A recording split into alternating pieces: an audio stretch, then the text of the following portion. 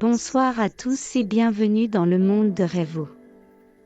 L'histoire que je vais te raconter ce soir s'intitule « Uma, l'oiseau qui déposait des rêves ». J'espère que tu es bien installé car c'est parti. Dans le ciel silencieux de la nuit, quand tout dort et que la lune veille, volait Uma, un petit oiseau aux plumes douces comme des nuages. Elle était si légère qu'on ne l'entendait jamais passer. Uma avait un don. Chaque nuit, elle survolait les maisons, les forêts, les villages. Et lorsqu'elle sentait un cœur paisible endormi, elle déposait sur l'oreiller une toute petite plume brillante. Une plume magique, presque invisible.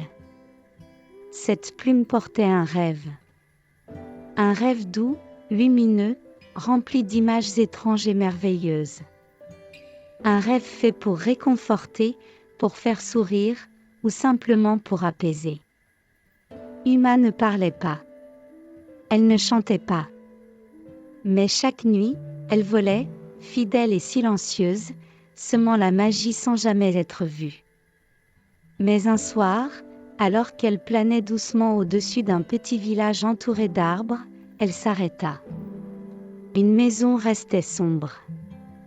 Pas d'étoile au-dessus. Pas de souffle tranquille à l'intérieur. Et surtout, aucun rêve. Elle s'approcha. Sur un petit lit, un enfant dormait.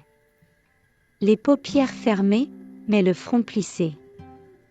Comme si le sommeil ne l'avait pas tout à fait emporté. Comme si quelque chose bloquait l'entrée du rêve. Uma resta perchée sur le rebord de la fenêtre.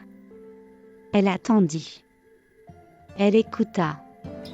Elle sentit un vide. Elle chercha dans ses plumes. Rien ne brillait. Aucune plume ne voulait se détacher.